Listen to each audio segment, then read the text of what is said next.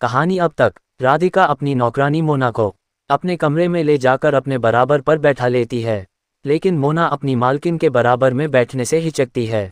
अब आगे, लेकिन राधिका ने उसे हाथ पकड़कर जबरदस्ती बैठा लिया। राधिका ने मोना का हाथ अपने हाथ में लिया और बोली, मोना तुमसे एक काम पड़ा है, अगर तुम कर सको तो कहूँ। राधिका के लिए मोना के दिल में बहुत इज्जत थी, भला वह उसके किसी काम के लिए मना क्यों कर सकती थी।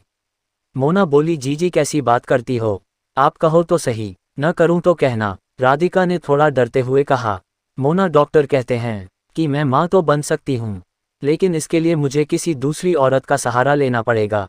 अगर तुम चाहो तो इस काम में तुम मेरी मदद कर सकती हो।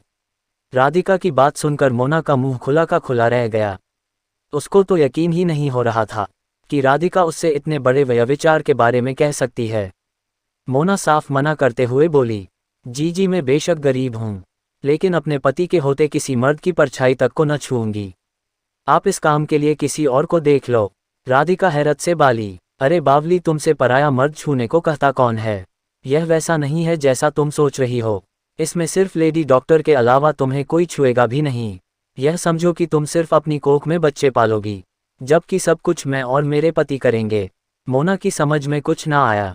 वह सोचती कि ऐसा कैसे हो सकता है कि कोई आदमी औरत को छुए भी ना और वह माँ बन जाए। मोना को हैरान देखकर राधिका बोल पड़ी, क्या सोच रही हो मोना, तुम चाहो तो मैं सीधे डॉक्टर से भी बात कर सकती हूँ।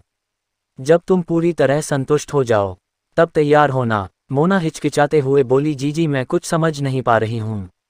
अगर मैं तैयार हो भी जाऊं तो मेरे पति इस चीज़ के लिए नहीं मानेंगे। राधिका हार नहीं मानना चाहती थी। आखिर उसके मन में न जाने कब से माँ बनने की चाहत पाल रही थी। वह बोली, तुम इस बात की चिंता बिल्कुल मत करो, मैं खुद तुम्हारे घर आकर तुम्हारे पति से बात कर लूँगी और इस काम के लिए तुम्हें इतना पैसा दूंगी कि तुम 2 साल भी काम करोगी तब भी ना कमा पाओगी। मोना यह सब तो नहीं चाहती थी, लेकिन राधिका से मना करने का मन भी नहीं हो रहा था। काम से घर वापस लौटने के बाद मोना ने अपने पति से सारी बात कह दी। उसका पति इस बात को सिरे से खारिज करता हुआ बोला, नहीं कोई ज़रूरत नहीं है, बड़े लोगों की बातों में मत आया करो, यह लोग बहुत स्वार्थी होते हैं। कल से तुम काम पर भी मत जाना।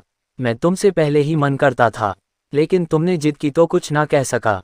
मोना को ऐसा नहीं लगता था कि राधिका दूसरे अमीर लोगों की तरह है। वह राधिका के स्वभाव को बहुत पहले ही समझ गई थी। वह बोली, नहीं मैं नहीं मान सकती। आज के समय में ऐसी मालकिन मिलना बहुत मुश्किल है।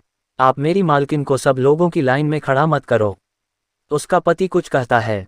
इससे पहले ही वो, इस कहानी का अगला पार्ट अगली वीडियो में आएगा।